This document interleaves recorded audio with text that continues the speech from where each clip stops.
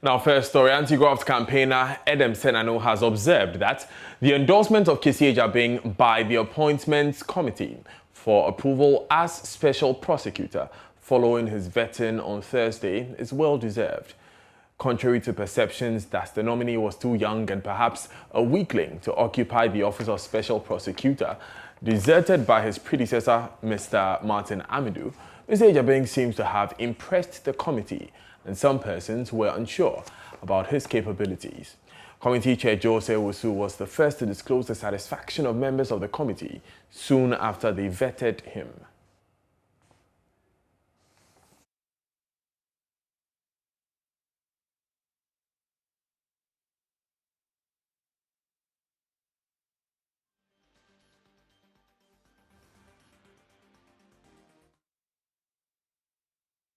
My committee's view is simply to recommend the House to approve the nomination or not.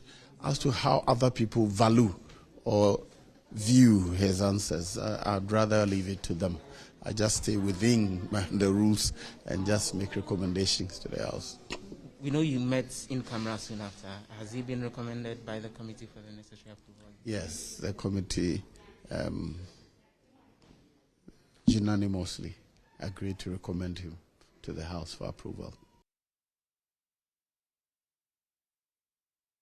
Now, a member of the Citizens Movement Against Corruption, Adam Sinano, said nothing short of the popular acclamation for Ejabing's impressive performance.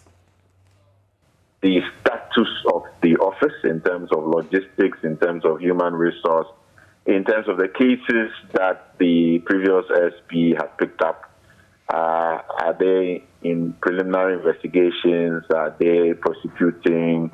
It will be good to know the status of things so that as we proceed, we can have a fair assessment of progress that the office and he are making. And I also expect that it would be more, what word should I use? More regular in providing updates. The law says that at the least every 6 months. I think that in the case of Mr. Amidu, he took too long to highlight challenges and obstacles, impediments, and the like.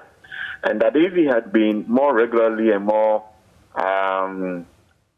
open about raising these things in the public domain, other stakeholders would have ensured that the institutions that ought to have supported, delivered on inputs, on support, etc., would have been compelled to do so, because we would all have been speaking about it on media and what have you.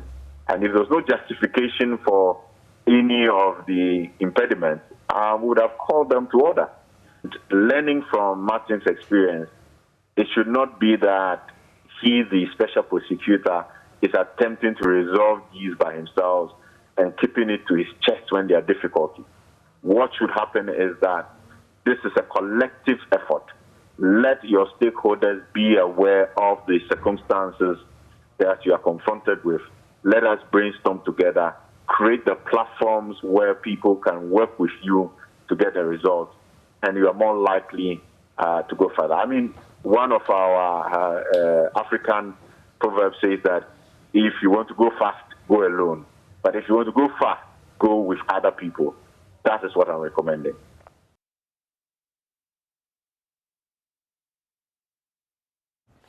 Now, African civil society organizations have petitioned presidents across the continent to increase domestic funding of education as they prepare for next week's Global Education Summit in London. Global education financing benchmarks require that 5% of GDP and a minimum of 20% of national budgets are committed to education.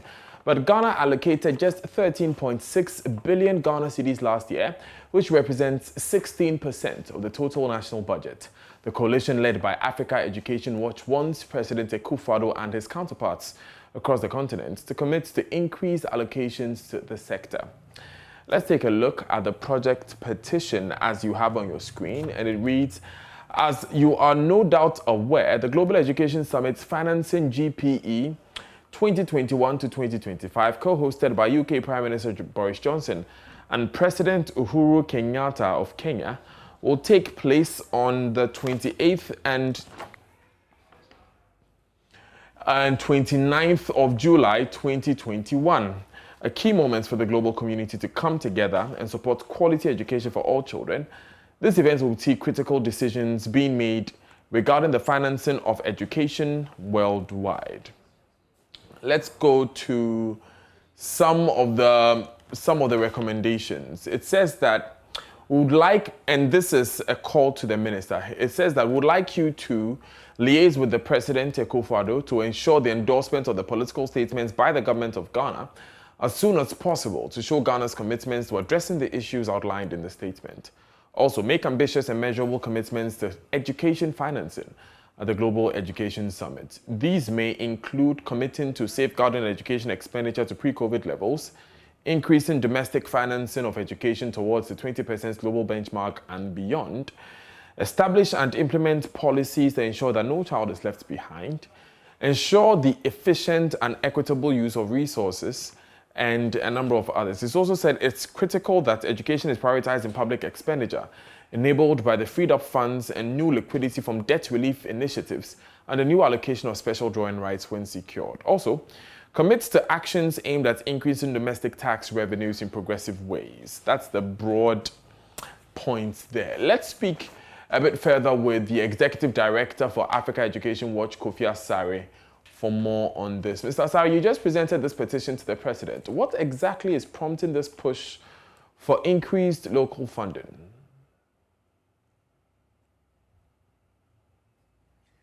Well, if you, good afternoon, good afternoon to your cherished audience. If you study the trajectory, you realize that between 2010 and 2012, we reached 30% national budgetary allocation to education sector.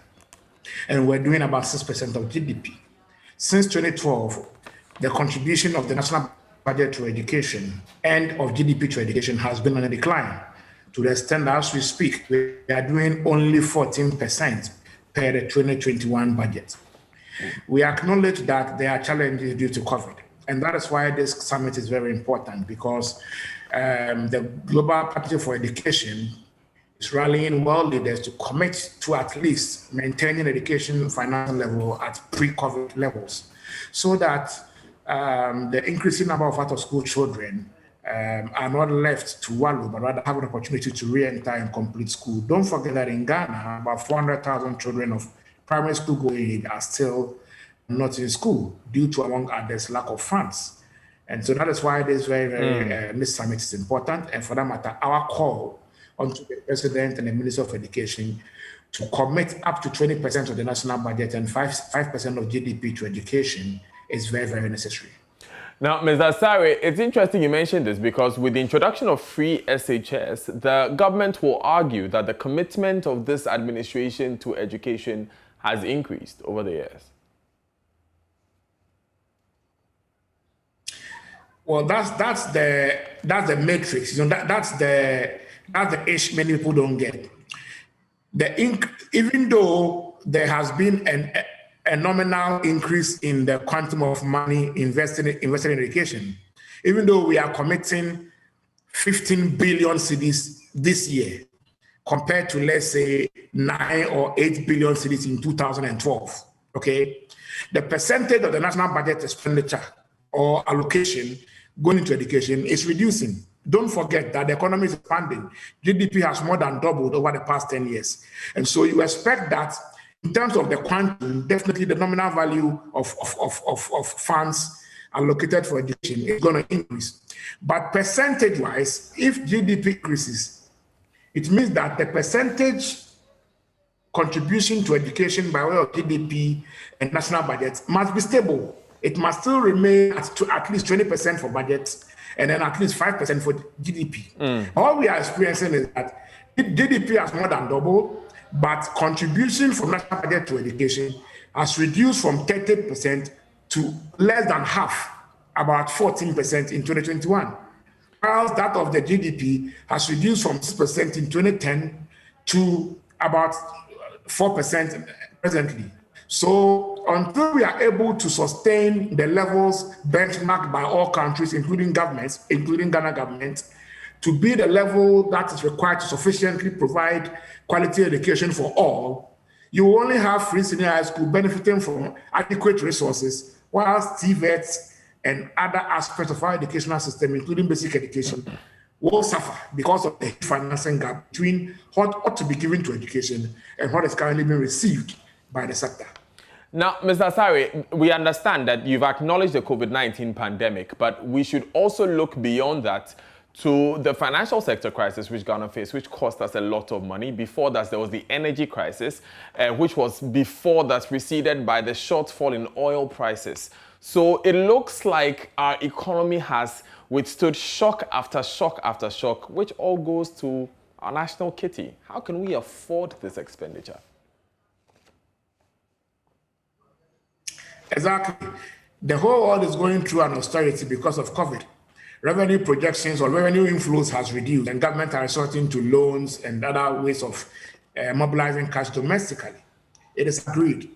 But you see, in times of austerity, you may cut, but not cut within your social sectors, especially education and health, because the growth of all other sectors depend on the education sector. So what we are saying is that, yes, there have been cuts. Indeed, in the case of Ghana, we didn't even experience a cut. The amount allocated to education actually increased from 13.5 billion last year to 15.6 billion this year. So it is not actually a cut. But the point we are making is that cut on COVID or no COVID, we have been operating far below the benchmark 20% national budgetary allocation to education. And we have been operating also far below the benchmark of at least 5% to 6% GDP allocation to education. The continental average is 5%. The benchmark is 6%. We are at 4%. And so, with or without COVID, we have an obligation to appreciate the fact that the reason that you have 5,000 schools under trees, the reason why about 20% of the students are not able to complete junior high school, are among others due to the fact that there is inadequate infrastructure. Obviously, due to the fact that there is inadequate funding of education as projected. And so the only way you can ensure that there is an equitable access to education, quality of the, for that matter, is by providing the resources needed. If you look at our education strategic plan, in our own projection, this year, government projected that it will require in excess of 19 billion to finance education. The amount available is 15 billion. And so there's a financing gap of about 25%. All we are saying is that if we are able to meet the 20% national budget allocation to education benchmark, the 6% GDP to education benchmark, automatically we would have been meeting our own projected revenue for funding the education strategic plan in 2021 and would have been closing the financing gap of 25%. That will ensure that every child in Ghana, irrespective of your gender, your socio-economic status, or your geographical location, will have access to a decent education at the primary, at least at the primary level. That is why we need to recommit our leaders to financing education to the levels benchmark to achieve the quality and remain within progress to achieving SDG 4 by 2030, in spite of COVID. I'm just curious, Mr. Asari, about the fact that we've had countless conversations about the fact that the lion's share of our education budget, as does every other sector budget, goes into emoluments and compensations. Basically, we take most of the money we have to pay salaries. Will it change if we increase the budget? Shouldn't we rather be looking at the allocation of funding within the education sector, since so much of it goes to making payments and we don't get enough fiscal space to do infrastructure and to improve upon quality?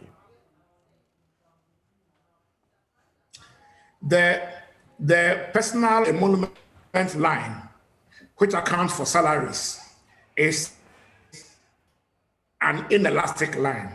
It is a fixed budget that cannot be varied, because you can't decide to pay someone half of their salary because you don't have adequate resources. So how we need to appreciate the funding architecture within the sector is that immediately funds come in, there are some funds that are inelastic. And one of such budget lines includes the emolument or salary budget line.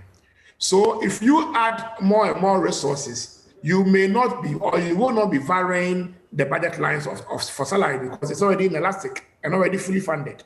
No one owes anyone salary. So it is only when you finance the budget properly or at optimum, that you can free resources for the social investments, i.e. including infrastructure investments. If you look at this year's budget, if you go to CAPEX, where infrastructure is financed, there's very little there. It is true. But almost 100% of what is required under personal emolument has been accounted for, has been released. So any extra funding automatically will move into CAPEX and other areas of social investment required to expand access and ensure equity in the system. That is why we always presume that the financing gap is always shifted, the incidence of the financing gap is always to the detriment of social investment and infrastructure in the education sector, rather than the personal emolument, because we have never heard that no teacher worked and was never paid in this country before. Thank you very much, Kofi Asari, for joining us. He's Executive Director for Africa Education Watch. Now, private legal practitioner Oliver Baah Vomo has described the draft anti-LGBTQI bill as absurd in its current state. He is surprised that Parliament, with its capacity, puts the documents together. The Proper Human Sexual Rights and Ghanaian Family Values Bill 2021 was leaked onto the internet earlier, attracting heavy criticism from sections of social media. Among others, it will see culprits face a jail term of up to 10 years, depending on the crime if passed in its current state.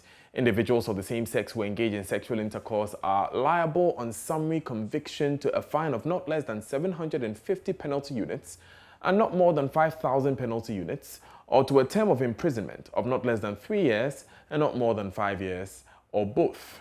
Mr. Vomo, however, finds the structure of the bill problematic. I'll take the first point you make first, because I understand that argument that has been made about Article 29. But this law doesn't do, this bill doesn't do that either. In Section 6, it talks about sexual intercourse between or among persons of the same. Then it defines sexual intercourse as penetrating the person with a penis. I don't see how lesbians have a penis. So it doesn't even do what it says. That's what I'm saying. It doesn't do that. But then to the second point, yes, my point is that a terribly drafted law threatens everybody's basic human rights.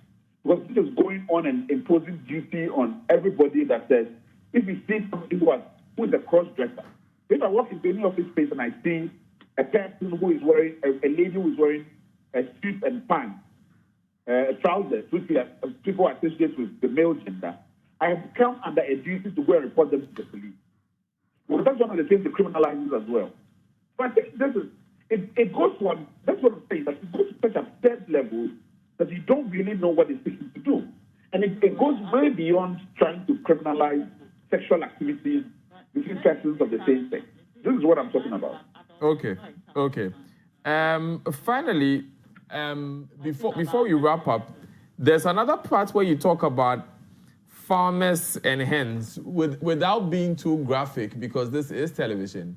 Can you explain to us what you meant by how it makes it illegal for farmers to check if hens are about to lay eggs?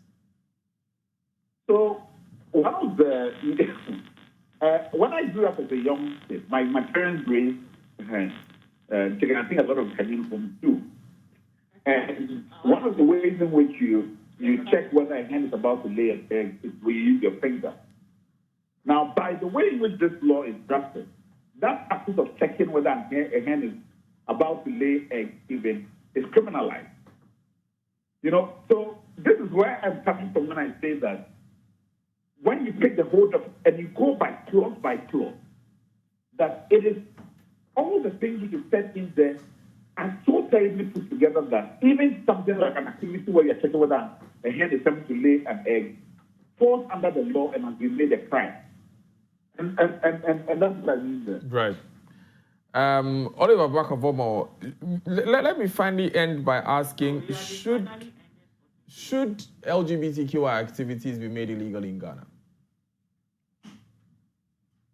I missed the question. Pardon me. Okay, I'm asking you what you think if LGBTQI activities should be made illegal in Ghana. Well, as far as I'm concerned, there's already a lot of Dazna. So I think that in this conversation, that's not what we are talking about. I was part of the Constitution Review Commission. when this issue came up.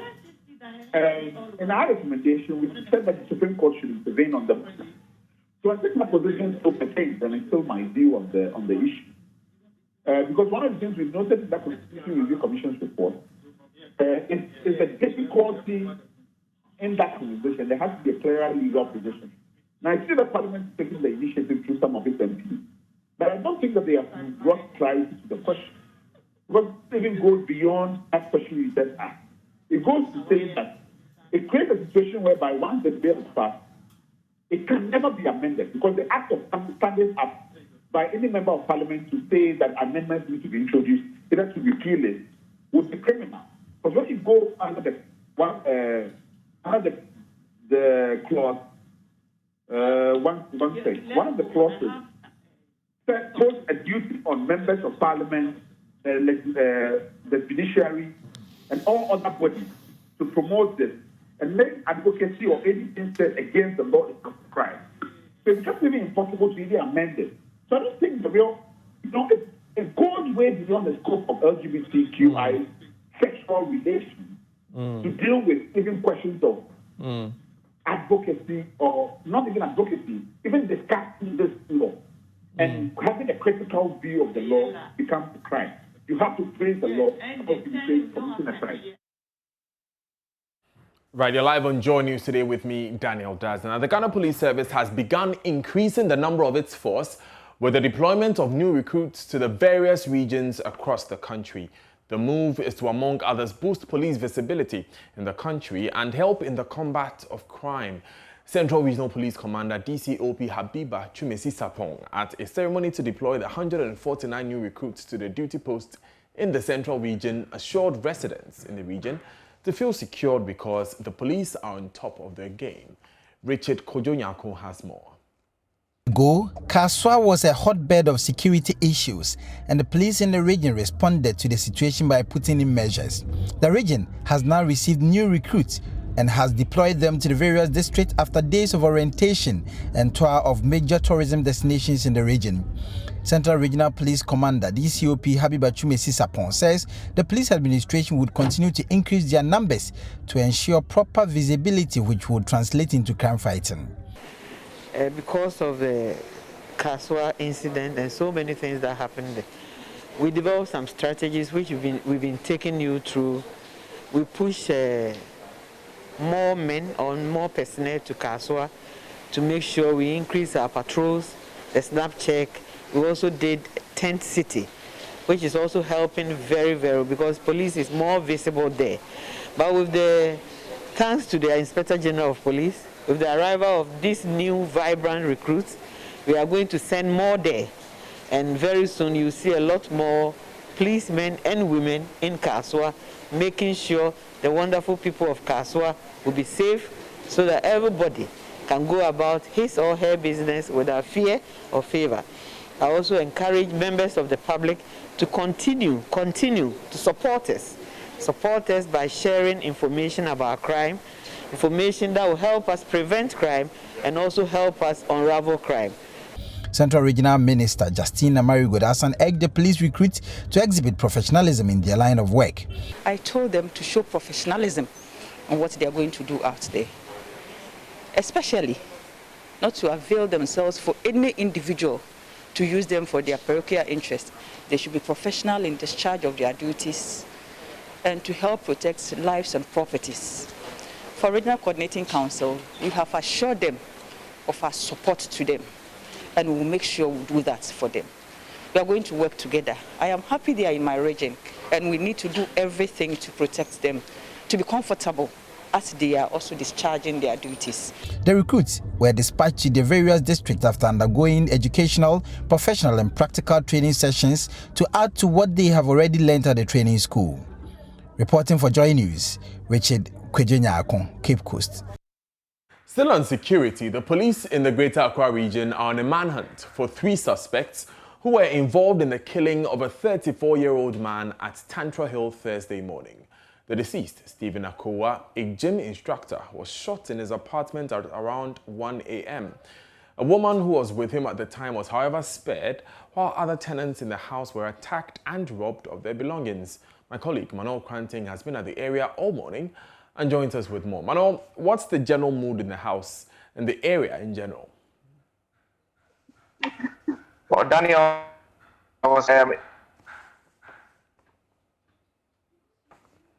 Right, Manuel, can you hear me? Manuel, can you hear me? Right, we apologize for that slight hiccup. We'll get him later in the bulletin. Now, one major project which could open up and change the economic fortunes of the people of Drapa, a municipality in the Upper West region at large, is the siting of a safari resort project which is under construction at Drapa. The multi-million-dollar safari resort has a land size of 4 kilometers and upon completion will house over 400 species of animals. The project is being executed by the management of Royal Cozy Hills Hotel, otherwise known as Drapa Dubai Hotel, and it's already 76% complete. Joy News' Upper West correspondent Rafiq Salam, who visited the site, reports that the project, apart from boosting the tourism industry, will give students the opportunity to learn more about animals. One of the many projects which management of Royal Cozy Hills Hotel, otherwise known as Drapa Dubai, is putting up to give a facelift to the hospitality and tourism industries in the Upper West region is the construction of a 4-kilometer safari resort. Work on the project is moving steadily and is already 76% complete. Project manager of Royal Cozy Hills Hotel, Michael Kruger, says the safari resort, when completed, will not only entice tourists to come to the Upper West region, but will be a game changer in the region's development.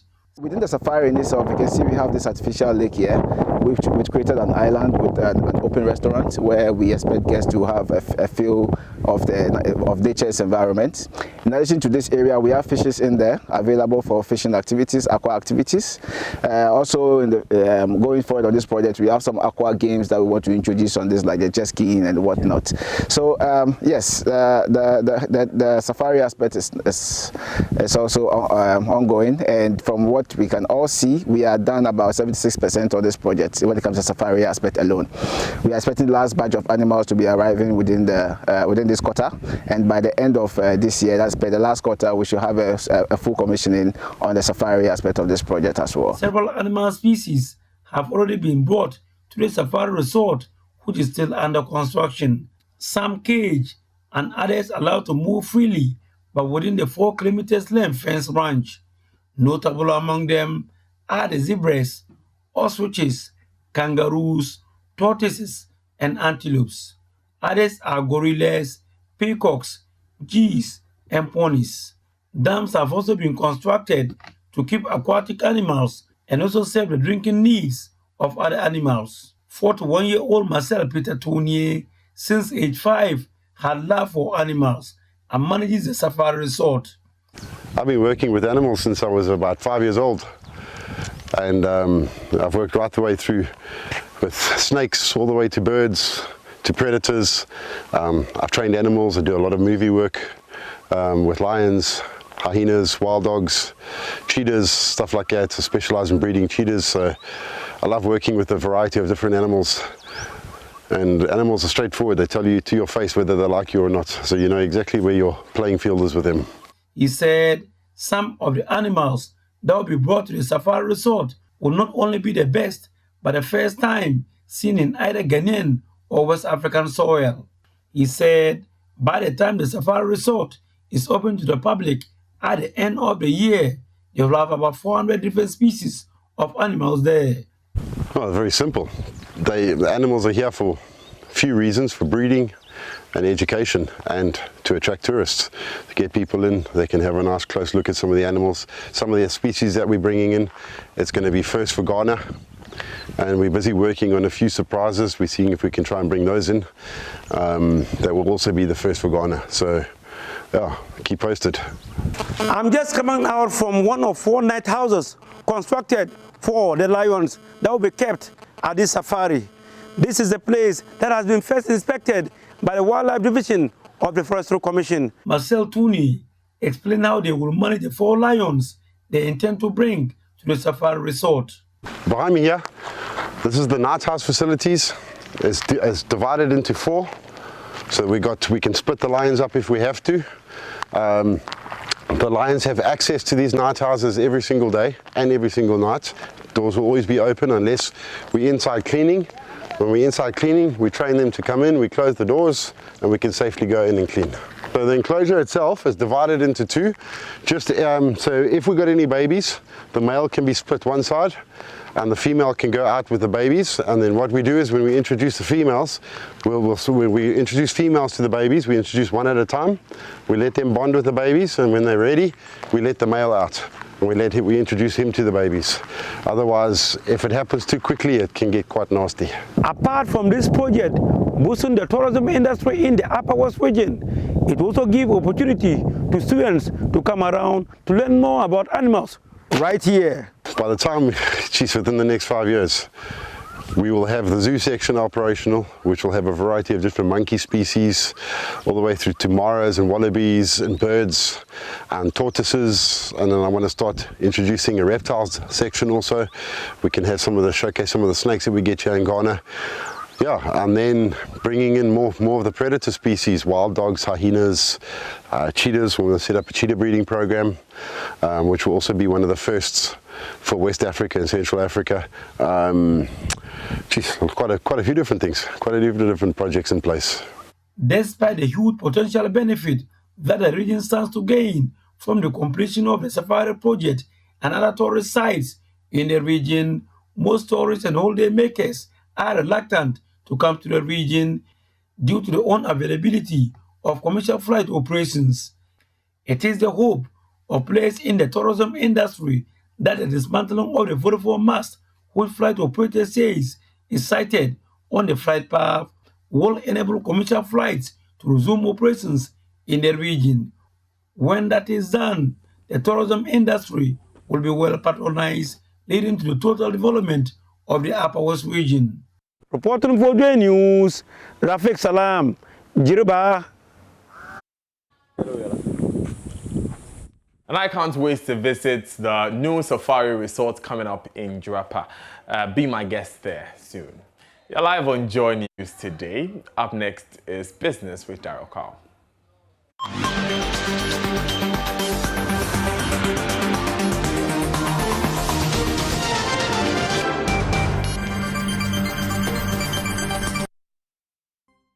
Hi, good afternoon. Welcome to Business. My name is Daryl Kwao. The Volta region has abundant resources besides its rich cultural heritage. The region has been described as the tourism hub of Ghana. While ahead of the Volta Fair beginning November 15, Joy News' Emifa Pao takes us on a trip to the Volta region and highlights the opportunities in agribusiness, tourism, and ICT. I love the Volta region. I am passionate about everything Volta, not because I come from there, but because of its rich culture. The Volta region has been described as a tourism hub of Ghana, with a variety of tourist attractions to boast of. From the food to tourist destinations, the region is ripe for investment in agribusiness, ecotourism, and ICT. We are currently at the Maflix Trust Farm here in Juje, Tajahu, we are told. Well, behind me you can see the greenhouses. I've counted them, it's 7 by 3 of them. It's just one of the farms that we're visiting as part of our Volta Fair. You can see, you've told you that our Volta Fair is made up of 3 main themes. It will be on agribusiness, tourism, and then, of course, IT. It's a very wonderful place, beautiful irrigation, a number of crops. We've seen the beautiful potatoes, the okra, amongst others. This is one of the main reasons why you need to be part of the Volta Fair. So you exhibit, and then you can attract investors as well for your business. In Ghana, we have advantage to grow 3 times in a year. We compete with Egypt. Egypt do only 1 season. They're in a season now. So most of the buyers, they are focusing in Africa, especially Ghana now. I find it interesting that you are growing Asian vegetables in Ghana and you are exporting to the UK. Yeah. Is it that they find it cheaper to get it from Africa because of what is the issue? No, because of the transit time and logistic. You know, when you ship this evening, we are shipping today. Tomorrow morning is in UK. Netherlands is in Netherlands early in the morning. So our location is an advantage exactly when it comes to fruits and vegetables yes. for the value chain. But the challenges we have by logistic too is we don't have our national airline. It's one of the big challenges. about 3 weeks ago, we'll be having challenges with a BA. Very big issue. You go to the airport, they'll bring a small flight. I think now they are bringing a bigger flight, but the freight cost is so high. So those are the only challenges. But in terms of position in Africa, West Africa, we have a good chance. So most of the buyers want to buy produce from Ghana. My next visit will take me to the monkey sanctuary, the snake farm, the white clay pit known as Agatawe or Ayelo at Amfuega, among others. That trip will be soon, so catch me if you can. But by all means, be at this year's Volta Fair in November. Visit Volta. All right, the full report will air on the marketplace at the top of the hour. In other news, Hofstede Insight and Growth Hub have launched a partnership to align culture and strategy in a corporate environment to enable organizations achieve their goals. Here's lead consultant at Growth Hub Ghana, Lovelace Ejay Aku, speaking to Joy Business. It's very important and critical to us as a wholly owned Ghanaian company into consultancy and working with people. Now, the opportunity to get anybody to understand people means that the key resource in any organization is being honest and being used right. So for us, we are very passionate about aligning the cultures of every organization to the strategy. You will find that the impact of COVID has changed the way a lot of companies are working now. Some were ready because they were very agile and flexible in the way they deal with their people and their culture.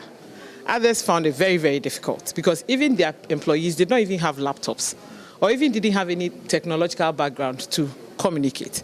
So maybe for a whole 3 or 4 months, there was no communication. That's sad. So for us, we realized that why not bring Hofstede Insight into Ghana? After 30 years of doing this with a lot of companies, as you saw, over 500 companies worldwide, we are giving the opportunity for them to serve the Ghanaian corporate market by going to corporate Ghana to allow them to have us scan their culture and help them to decide on how they can use their people, which is the best resource for any competitive advantage in this corporate Ghana. So for us, yes, it's very important. We should listen to the issue of culture. It can be measured scientifically, and we think the impact is great. So typically, in corporate Ghana, I have been in sales and senior sales management roles, working with people nationwide, meaning that people are coming from different cultures, and you're expecting them to perform and deliver the same goals. Now, some are very fortunate to be forthgoing and engaging people. Others are also laid back by the way of their tradition. So even to approach an elder and push forth their case becomes very difficult. Now, as a leader, if you don't take care, you will be pushing this individual thinking that they're just lazy, but not understanding that from their cultural background, they are not forward. So they tend to be laid back, not because they're rude, but because in their culture, they cannot talk to the elder person in that way. This person is stressed out for the rest of his career. How does corporate Ghana now know, being very aware, HR practitioners, supervisors, leaders, decision makers, know that, yes, we need to help these people, empower them to come out of their shelf, understanding where their gaps are, so that we can support them to deliver just like anybody else. All right, and that's your business update. More news on our website, myjoyonline.com/business. Sports news up next.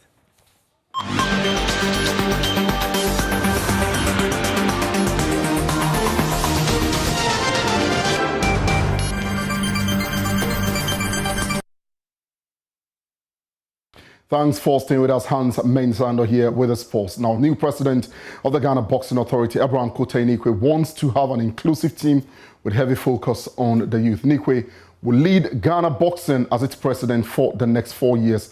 It comes after he polled 54 votes to beat Dr. Henry Manley Spain, who polled 46 votes at the Mudo Conference Hall at the Trust Sports Emporium here in Accra. The message was simple. The people look at the time and the passion for the sport. You see, if you don't have time, you can't do boxing. So they look at my time. I told them, you know, my own son is a boxer. He's a juvenile boxer. So they realize that I'm part of boxing too much.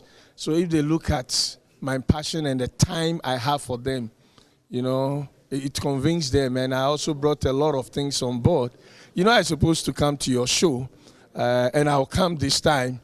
You see, because I have a lot of projects that I want to do. I told the coaches I'm going to introduce the pension scheme, and then the social security thing, and then the insurance to the boxers and other things. So I know it went down well with them, with my message, and then they are making the decision. My vision that Mali Spain should be in my board. I will also consult Peter Zwanis, Moses Fuamweni, and then Samer Captain on most of the decisions. But I'll be happy to have Mali Spain on my board because it's a very key in boxing. You know, I wouldn't like to go if in case like I lost this. I wouldn't be happy to leave the sports. And the same thing, I just want we'll talk to him. And you know, for now, I'm a politician. He's also a politician. For now, you know, you wait for some time and then you approach the man because it's a good product. Yes. Now let's talk Division 1 football. In Zone 1 leaders, Bofa Kwatano have a difficult test against neighbours Brekumas now at the Golden City Park on the final day of the Division 1 league. The fixtures, which comes off on Sunday, pit two of the best teams in the zone against each other, with the former looking for their first Premier League appearance in about 2 decades. The Sunyani Bay side have had a stellar campaign thus far and lead the table with 64 points and 5 points ahead of second place Royal Tamale United, who have a game in hand. 6 points separate Bofakwa and Arsenal, and a win on Sunday will put the leaders in good position for Premier League football next season. So that is the fixtures on your screen. Young Apostles will play Kintampo. Tamale City will play Techiman City. Brekuma Arsenal versus Bofakwa Tano. Mighty Royals will play BA United. Nkranza Warriors also in the Zone 2. Sky FC play Sweden All Blacks. Star Madrid at Chicken is also another tricky fixture there. Unistar versus Vipers. In Zamako Toko will play New Edubia. Hazakes will play Asokwa Deportivo as well. Well, that's it for sport. You can read more at myjoyonline.com/sports. My name is Hans Mensando.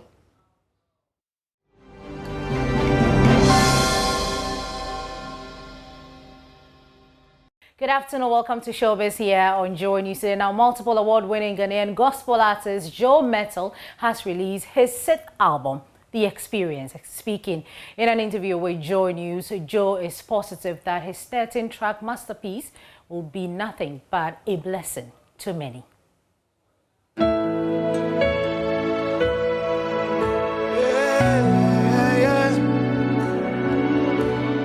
I think a lot of work went into it. So in my mind, I thought that, okay, if we said we're going to do a simpler production, we're going to spend less, but I deceived myself. I mean, a lot went into it. So from prep to the recording itself, because definitely we had to create the set, to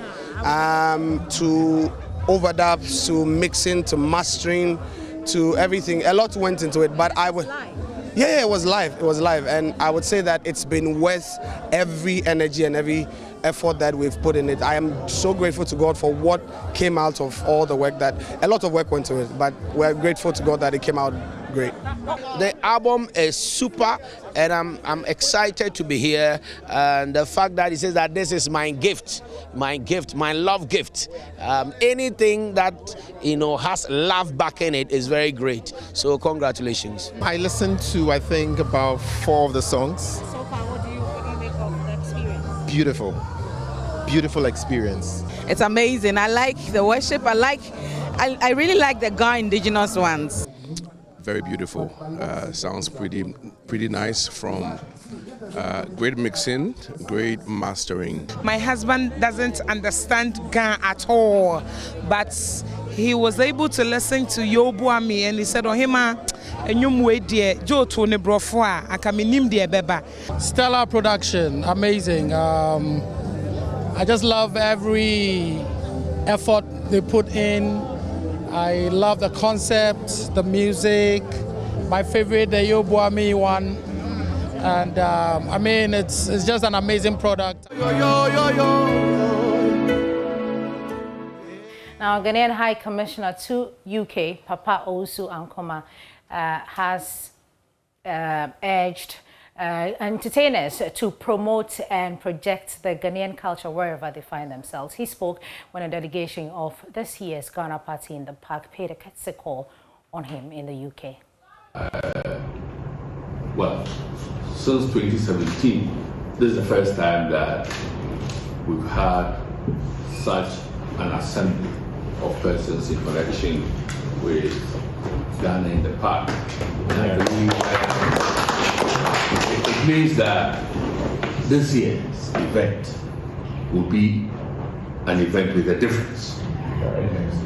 But, you know, the president is very, very, very much interested in getting Ghanaians in the diaspora to be part of the development agenda of the country.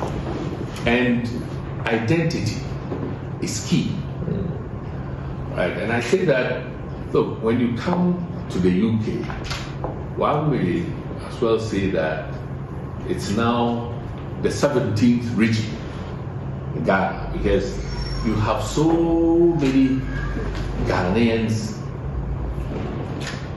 or British citizens of Ghanaian origin or heritage living here. And that should be one of the strengths of our country in terms of our development agenda. And is resident in the UK in the year. That is why the artists coming from Ghana with the support of CBG Bank, which one would otherwise have thought is a distressed bank, gives me a lot of encouragement. And when it comes to tourism, tourism is intertwined with culture. What we eat, what we do, the music we channel, our dress, makes up our identity. So when we are talking about even tourism, the Ghanaian identity is key. So for us at the Ghana High Commission, we applaud the organizers for this effort.